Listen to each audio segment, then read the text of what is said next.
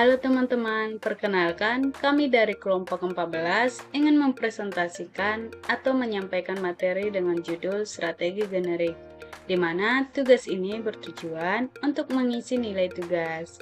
Saya, Novelan Ripandiangan, dan teman saya, Solizatul Zana. Pertama-tama, kami mengucapkan syukur atas rahmat dan ridho Yang Maha Esa, di mana sampai saat ini kita masih diberikan kesehatan. Baik, kita akan memulai materi dari mata kuliah Manajemen Strategi dengan dosen pembimbing yaitu Syarifah Ida Farida SEMM. Isi materi yang akan kita bahas yaitu yang pertama, definisi strategi generik. Yang kedua, konsep dasar strategi generik. Yang ketiga, yaitu jenis-jenis strategi generik. Yang keempat, yaitu faktor yang mempengaruhi strategi generik. Dan yang terakhir, yaitu aplikasi strategi generik dalam berbagai bidang bisnis.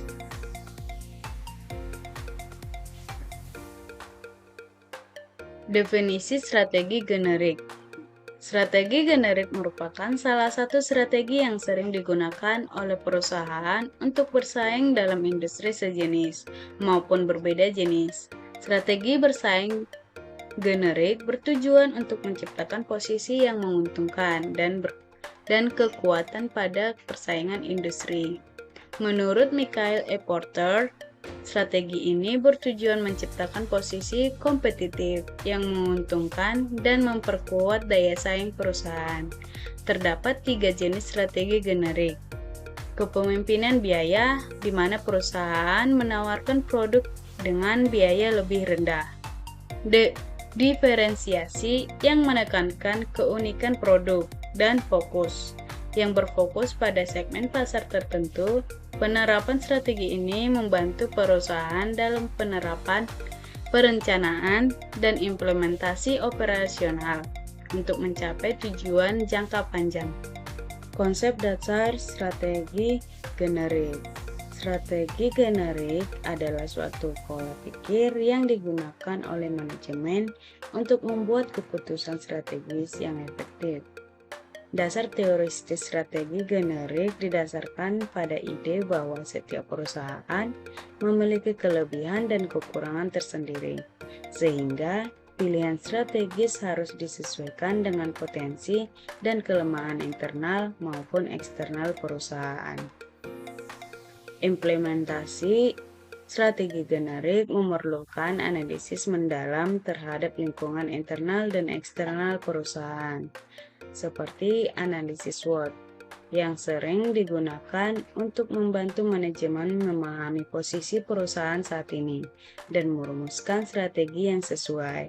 Dengan memahami kekuatan dan kelemahan internal serta peluang dan ancaman eksternal, manajemen dapat memilih strategi yang paling tepat untuk mencapai tujuan jangka panjang. Jenis-jenis strategi generik. Ada 3 macam jenis strategi generik. Yang pertama yaitu cost leadership, yang kedua yaitu diferensiasi, dan yang ketiga yaitu fokus. Yang pertama yaitu cost leadership atau disebut strategi biaya rendah.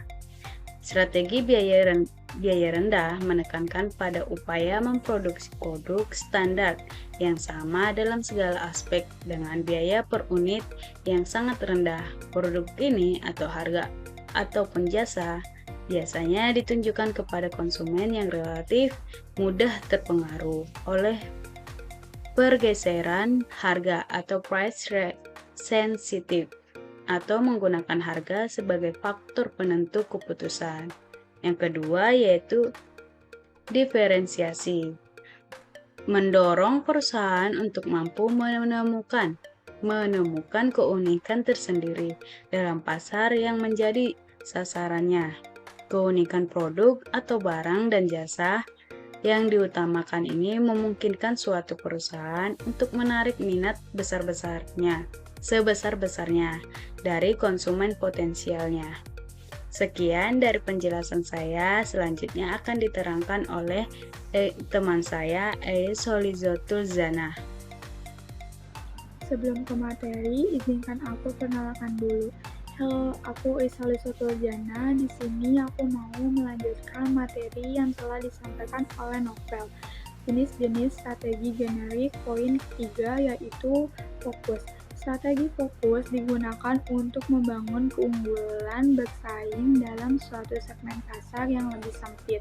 Strategi jenis ini ditujukan untuk melayani kebutuhan konsumen yang jumlahnya relatif kecil dan dalam pengambilan keputusan untuk membeli relatif tidak dipengaruhi oleh harga. Selanjutnya, faktor-faktor yang mempengaruhi strategi generik. Yang pertama, keunggulan kompetitif organisasi. Strategi generik hanya akan efektif jika didasarkan pada keunggulan kompetitif yang kuat. Keunggulan ini dapat berasal dari keunggulan menciptakan produk yang unik. Yang kedua, lingkungan eksternal. Intensitas pesaing dalam industri mempengaruhi pilihan strategi. Perusahaan harus siap menghadapi pesaing yang aktif dan inovatif. Ketiga, lingkungan internal. Kondisi intern seperti sumber daya manusia, infrastruktur, dan budaya korporat mempengaruhi kemampuan perusahaan untuk menerapkan strategi generik. Perusahaan yang memiliki sumber daya manusia yang kreatif dan berkompetensi lebih mungkin berhasil dengan strategi diferensiasi. Keempat, segmentasi pasar. Pemilihan target pasar yang tepat sangat penting. Strategi fokus memungkinkan perusahaan untuk menyesuaikan produk dengan kebutuhan segmen pasar tertentu, meningkatkan efektivitas pemasaran dan penjualan. Materi yang terakhir yaitu aplikasi strategi generik dalam berbagai bidang bisnis. Terbagi menjadi 4 bagian. Yang pertama, industri manufaktur. Banyak perusahaan manufaktur menerapkan strategi kepemimpinan biaya dengan mengoptimalkan proses produksi untuk meminimalkan biaya. Contohnya, produsen barang elektronik seperti Samsung dan LG. Kedua, industri jasa. Dalam industri perbankan, banyak bank kecil menerapkan strategi fokus dengan menargetkan segmen pasar tertentu, seperti nasabah kelas menengah ke atas. Ketiga, industri retail. Retail diskon seperti Walmart menggunakan strategi kepemimpinan biaya dengan menawarkan harga terendah di pasar. Mereka mengoptimalkan rantai pasokan dan melakukan pembelian dalam jumlah besar untuk menekankan biaya. Contohnya e-commerce, pasar tradisional, minimarket.